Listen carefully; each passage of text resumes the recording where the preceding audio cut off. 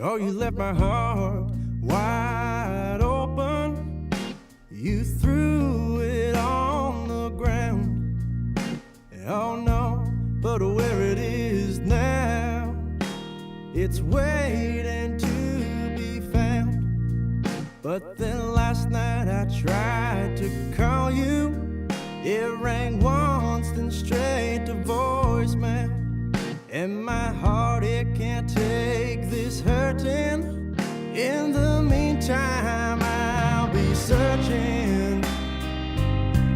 I'm gonna keep on searching. I'll be waiting.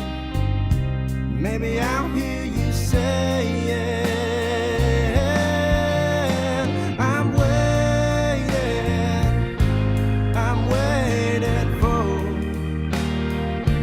Oh yeah, I'll be waiting.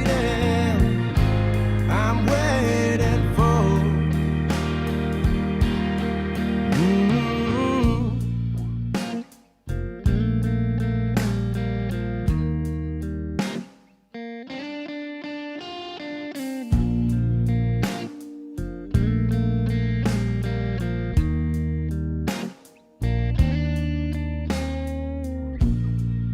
I've always been so optimistic. See, I'd push through thin and thick. We used to risk it all, but now. Welcome back, everybody. I know you've just watched an amazing film, Water is Life, from Standing Rock to the Swamp, and I'm here with the talented Sam Vinal, the filmmaker. And Sam, welcome. It's a pleasure to be here. I hope you all enjoyed the film. Wonderful to have had the opportunity to screen your film. Coming out of it, my first question is how did you find this story? How did you find these amazing characters? What was the genesis for you as a filmmaker? It really came out of different connection from different organizing networks, and also just like paying attention to the news and what was going on. So we're looking back a little bit to 2017 to 2018, and I started seeing these Facebook feeds and hearing word from friends of things are really going down in Louisiana.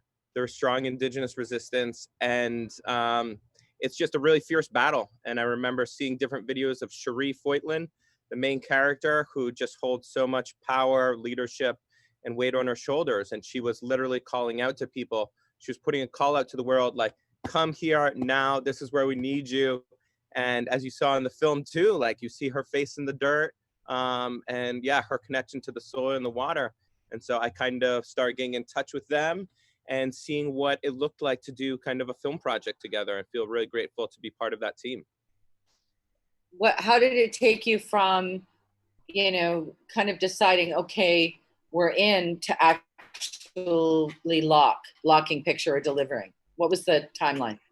So it's always longer than I think as filmmakers. Our best laid plans are thrown to bits, as many of us, I'm assuming there's a lot of filmmakers watching this now who are now making big readjustments to COVID times. So, and I think there's also something to be said here just in working with indigenous communities as a filmmaker, and especially myself as a white settler who's not indigenous. And so I try to always spend more time in pre-production. And kind of, I've learned a lot personally, and I'm continuing to learn a lot, including from this amazing guy from Imaginative.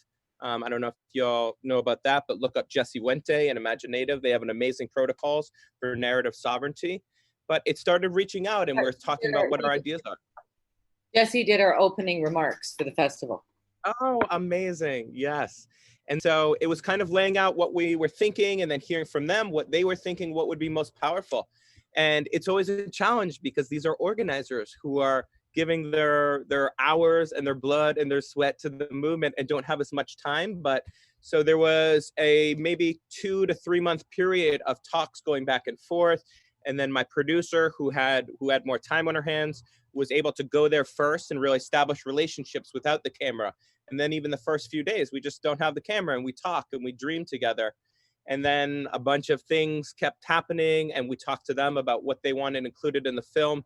And I think it was a beautiful relationship, and it always took longer. It ended up taking maybe about 9 months, I believe, in order until we actually had a completely finished film past picture lock. How did you finance it?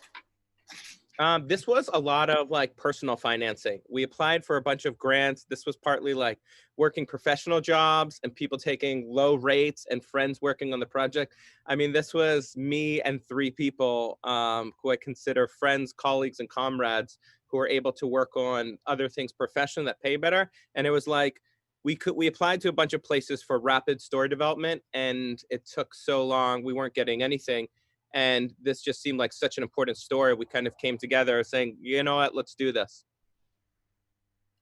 How do you approach as a filmmaker when you're coming into such a high stake, intense, important story? How do you approach it from 2 places? One from a narrative point of view, and the other from a visual language point of view. I think from a narrative language and kind of how I interact with this question is in working with social movements, it always has to be clear to me that the social movement itself and the history that really is in the making, those interests have to be above the interests of the film, which is absolutely against everything film industry teaches you. It's all about the story. And then I'm also just like working in high intense situations, including in Honduras, where we joke, get the shot, don't get shot. And we don't want anyone else to get shot because of what we shot. And so I think there's like an approach. It's usually get the shot. Yeah. But so that's like for the narrative approach. And then also I work in tandem a lot with social movements, and my amazing producer is also such a formula part of this team, but checking in with the social movement with rough cuts and different things.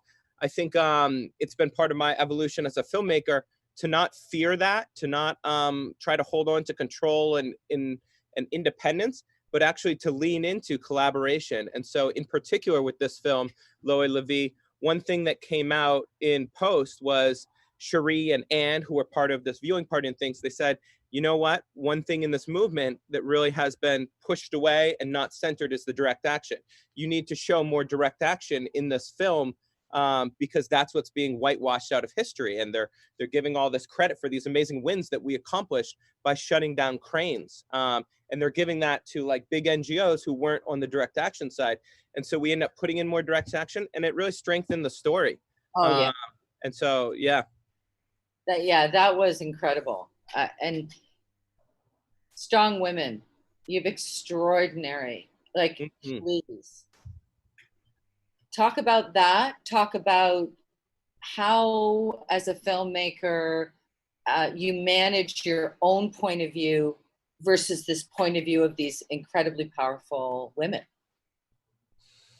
Yeah, I mean, what I love about film is that it's really an area where the sum of our parts comes into play. We're like this organism.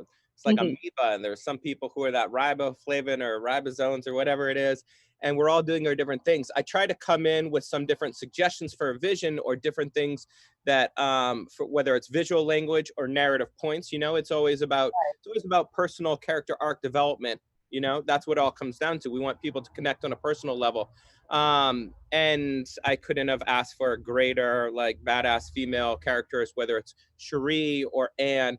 And so it's kind of a continual shaping. And as many like the doc filmmakers there know, what can be, you come in with how you think things are going to play out, and then you kind of reverse storyboard from what scenes you have and things, and kind of put it together from there as well. And so, yeah, I try to come in. It's a challenge to come in with a vision and also not be tied to it.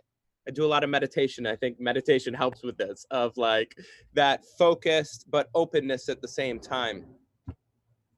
Yeah, it was really interesting, sort of, watching the progression. It's like almost you could see like you're grabbing the story all the time, and you just and it happens again. And I wondered about your relationship with your cinematographer. How do you work? How do you work together? Shout out to Sky Richards, the DP on this. I've worked with Sky for years. We have been through some hells and back. And if I think about, I do the normal things of, I do the normal things of like watching recs and comparatives with my cinematographer. He stayed at my house a lot, and we'd watch movies and talk and have some drinks and just chat about what we're trying to do. And then thinking about Sky in this film, it's just like, you just got to be in it. So on this film, Sky and I are sharing a tent the entire time. And I just remember this one night where this like pounding like southern storm came up, and like I'm like lit, like there's lightning and there's storms, and Sky is like a deep sleeper and he's sleeping through this, and I'm like holding on to the tent to keep it from blowing away. Sky wakes up, he's like, what are you doing? I'm like, yo man, grab a tent pole, we're going somewhere. And so I think it's about experimentation, it's about talking. The number one thing I continue to tell myself is watch dailies, you know, and continue to experiment, continue to talk about what's working or not, thinking about themes for different people, thinking about what is the theme of the swamp. You know, it's kind of similar to working with a composer as well. Shout out to Guido Consoli and Consoli Composing, who I really just love the score. Guido's a good friend of mine, and yeah, it's been a pleasure to work with so many amazing folks on this. I was going, that was my next go-to. Well, one, the swamp, and it sounds so cliche, but for real, it's a character in the film. Like the it's it because I've never been. You feel like you're there. Oh yeah. But the score was incredible. How long? How did you work?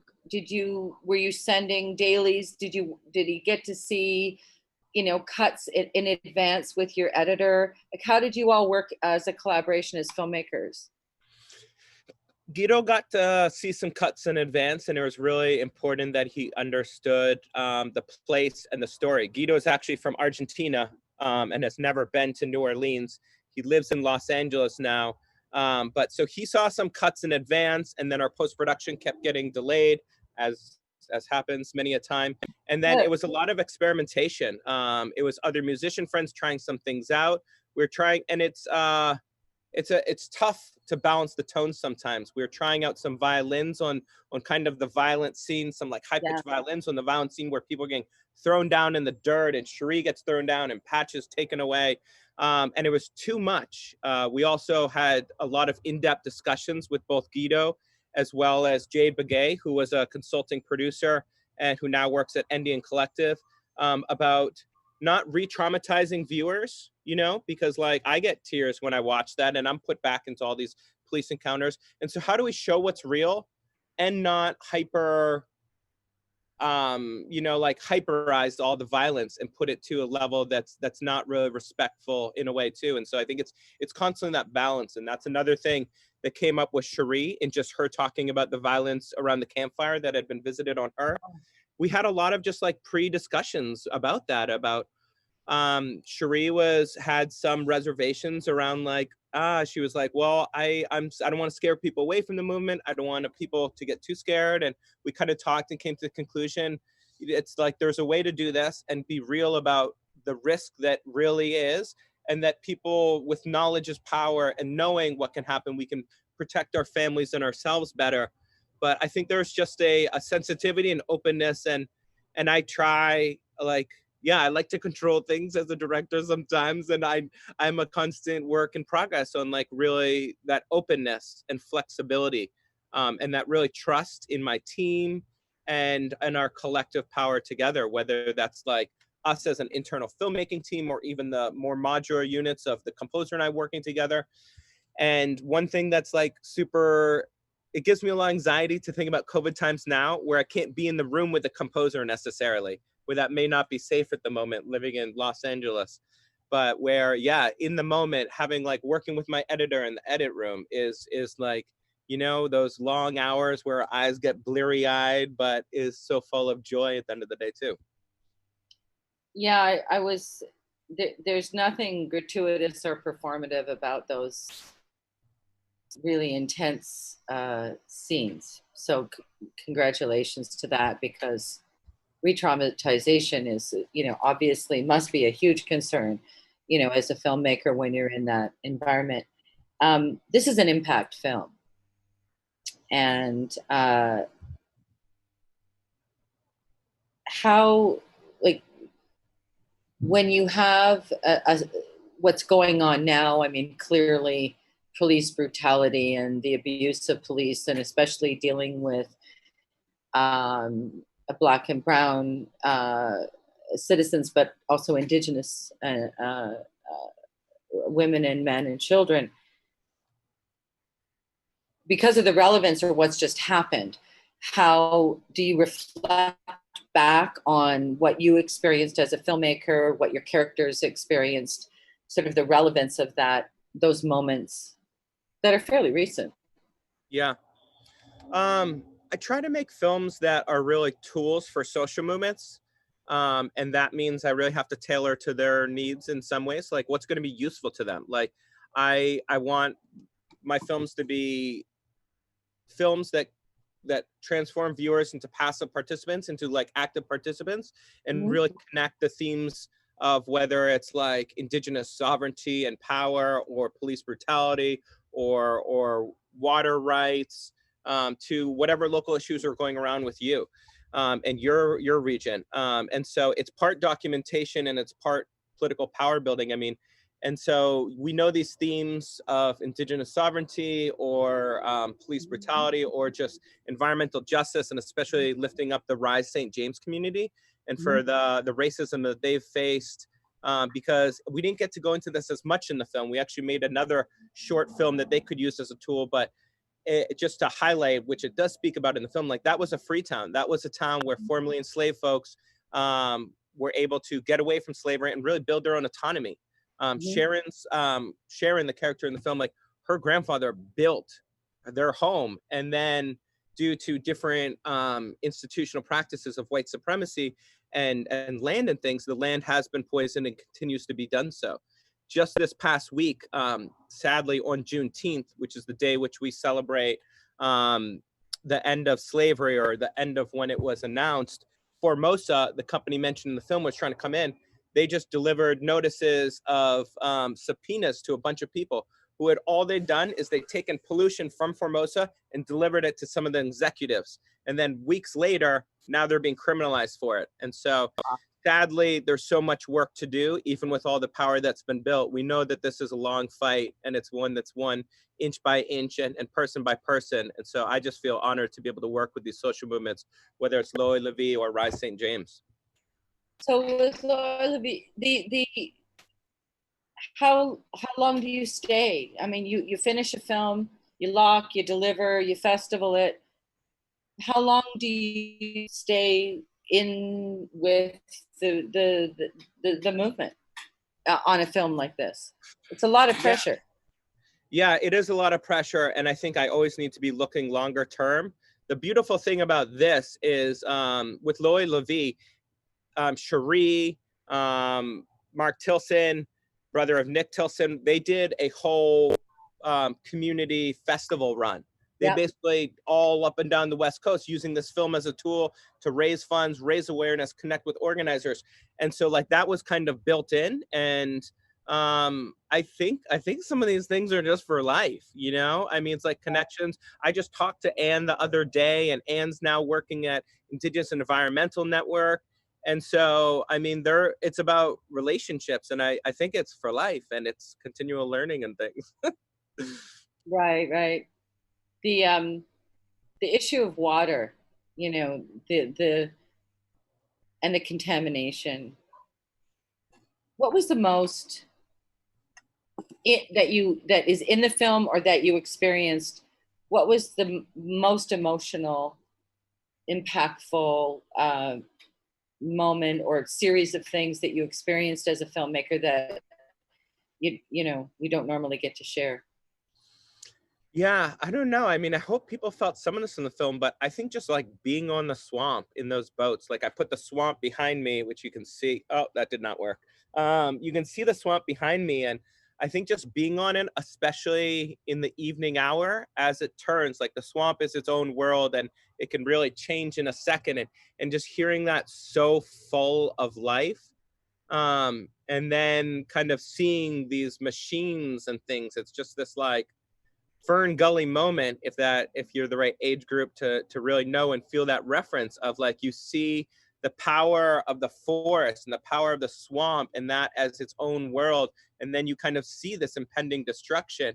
And hearing Cherie speak about like why she keeps doing this work, like being on the, like, now I'm back there, I'm in the boat, I can feel the motion a little bit, and I can see like the smile on Cherie's face as she's like, yeah, some days I want to give up. And then like I look at these trees and like you feel the strength. And so yeah, I grew up outside Boston on Wampanoag land on the coast, and I'm always drawn to waterways. And my first love was the ocean, but there's so much I like joy and love, and I can just feel it in my body about like the swamp, and the respect for it, you know, because it can also be a dangerous place.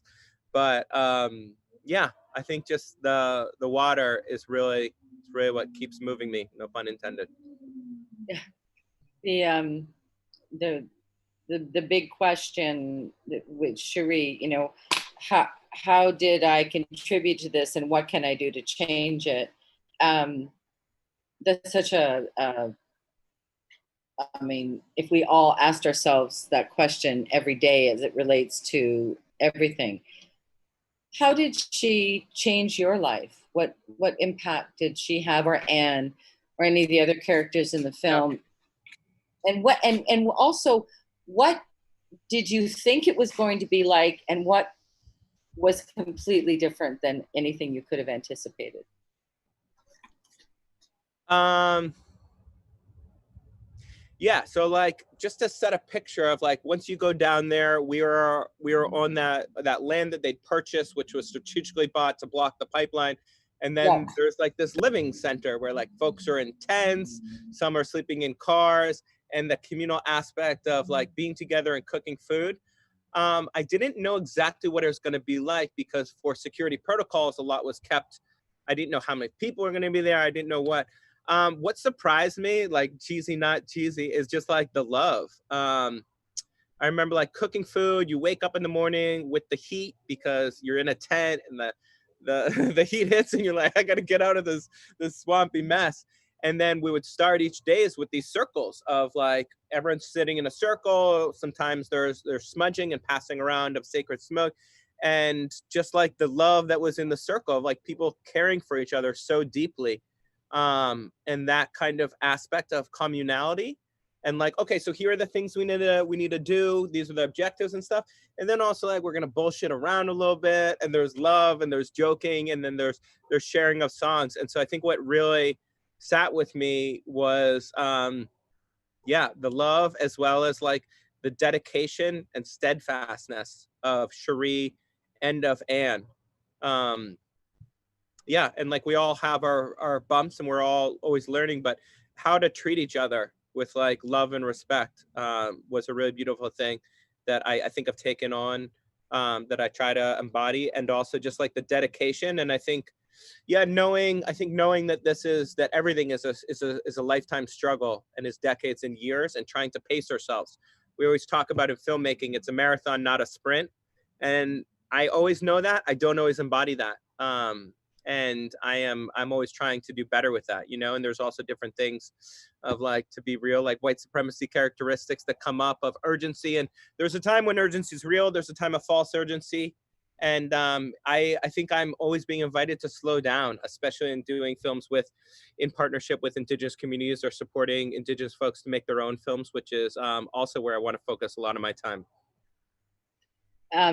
The idea of love and approaching really difficult, really challenging life and death situations, water, with love and do no harm. What was the impact of that? I know you talked about community, but when life or death and is sort of at the forefront, to actually not approach it with violence or with anarchy. Nothing wrong with anarchy, but in this certain situation, the love and love, Yeah. ubiquitous love, but in a bigger love. And again, not trying to sound like Deepak Chopra on you, but I just mean the kindness and the way they approach their Yeah. advocacy or their yeah. Yeah. Where do I see love embodied in the face of like chaos and real urgency and possible death? That's how I'm taking this question. I'll tell a little story. So not shout out to Comedy Central, because Comedy Central is actually filming there before us, and they were on the bayou. They were filming this little series or segment. I think it's out now, but they were out there, and so was Loie Levy. They're both in two different boats. And then there was this other boat that the cops had, and the cops' boat started like dangerously swerving to cause wake, and it's called swamping another boat. And so they Yeah. swamped the Loie Levy boat. They started sinking it. They like used their wake wildly, going back and forth. This like ex-police officer, maybe still on the police payroll, working security for the pipeline company. So they swamped the boat. So now Loie Levy folks, including Cherie, are going down. And now they're like swimming to shore and seeing like alligators or crocodiles. I'm sorry, I always forget which one it is. But they're swimming to shore seeing crocodiles. The Comedy Central boat took off, but they like took care of one another and like helped each other in the water and got out of there. And I think like even the time when there's like, it is love for the land and love for the water, even the time with the machines when people getting thrown down to the dirt, like, I mean, it's like Cherie says, she's like, I don't want to be out here fighting the pipeline companies. I want to be out here fishing. I want to be out here just like loving on this land. And so I think with love, I mean, there's also something about using our rage and our like dignified anger in good ways, and not like, not pushing that down, but being like, yes, this is real. And how can I give this a positive use? And how can I like focus my energy? So yeah, I think it's a constant like measurement and like awareness and self-checking in with ourselves and the land and what it needs and when it needs it, to decipher when is urgency, when is false urgency, when do we need to speed up, and when do we need to slow down. It's just like a massive game of strategy we play within our own bodies, with the land, and with all the political players, good and evil. So ultimately, and again, not trying to sound all cliche, but there's so many things to take away on sort of this micro kind of like, level, and then all these massive big themes that you deal with. But as I walk away, from the film, and what are you hoping we feel we've learned from Loie Levy? I'm hoping that you feel moved. I'm hoping that you feel activated. I'm hoping that like you feel that we're like building this web of connection of knowledge and understanding of how these issues of Loie Levy, water is life, is a international issue, is something that's happening on a regional level. It's something that's happening across all these different regions. And I'm hoping that instead of people being passive film viewers, that they are activated to get involved with their local community. What is the health of the water near you right now? What leadership is going on with the local indigenous nation, and is there a role for you to play? I mean, there's always a role for us to play, no matter what your identity is. And so I want people to get involved, to get activated, and to show love for the land, and to show love for themselves, and to really see us in collective struggle, because I think that's what, there's work we have to do, and it has to be collective. These problems are huge, so we gotta think big too. So both of us are from settler culture. We're both filmmakers, and we both work with indigenous communities. Often a question is, how would a non-indigenous or someone from the settler community wrap their head around sort of an indigenous story? How welcomed were you into the community, and just talk about that process a little bit and why it was so positive. Yeah, it's challenging, because you're going to hear my perspective. I felt very welcomed into the community, and I And I tried to just go slow and to approach without objective, without, I mean, because it's not my land, it's not my story. I'm there as a conduit. And so I want to be a conduit. I want to be responsive to the energy that's coming in. And I think I've learned a lot over time too. I try to, on like practical levels, I try to always spend more time in pre-production. And like, yeah, I can't mention this guy by Imaginative enough, as how it's so amazing. And also, to be real, that guy like kind of says like, if you're not from that community, don't make that story. But I think also things are not always perfect. I think I have a lot of work to do as a settler filmmaker to really support Indigenous folks in telling their own story, and that's partly working with the Wet'suwet'en now and some other folks, especially from the Gidimt'en and the Unistoten clan. And we're really going through a revamped process of what that looks like and what are their wishes. But and so we're kind of designing in consultation and listening back and forth of what does free, prior, informed consent media protocol look like. And so in the beginning, that kind of, to me, like guidelines, principles that are both, some there's work of us to do, and then there's like collaboration and communication about what that looks like. But it's clear to me, and like I feel like I've learned a lot. And I think in the past, to be real, like I have done extractive colonial filmmaking in some different ways, and I'm always trying to learn. And now there's a lot of things that have been clear to me, including that like people must have really say and consent over their image throughout the entire process, which isn't the way the film industry is structured. The film industry is structured, we've all seen the releases, that you sign away your life rights to the world, it says in like the standard one. And so it's about rewriting the very books of which I've been taught, both like in big and concrete ways. I have a long question, and we only have a minute, but Melissa Calloway says, when you made your film, and I'm only reading fast because I want you to answer, when you made your film, did you understand the elements of water? Did you know there's teaching behind the water spirit? And did you know that making your film at a time of protests, that you will always be a defending and a protector of water and Mother Earth?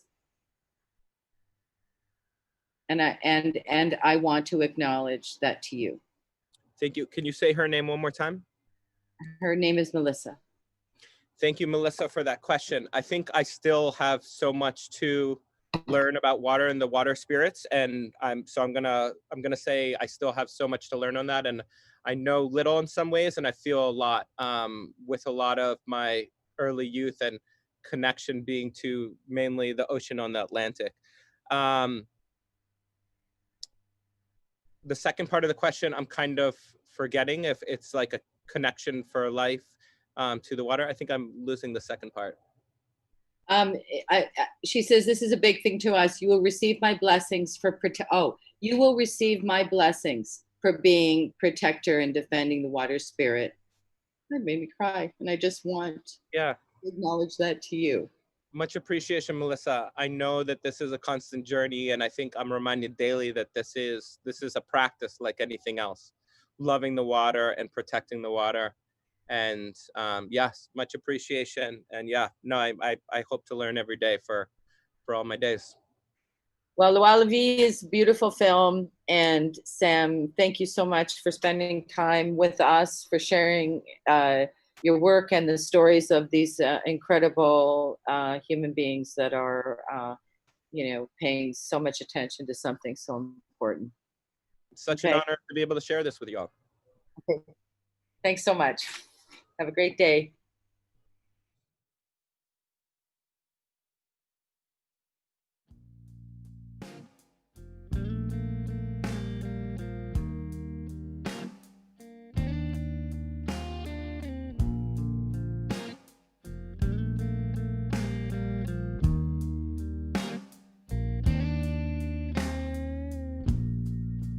Oh, you left my heart wide open. You threw it on the ground. Oh no, but where it is now, it's waiting to be found. But then last night I tried to call you,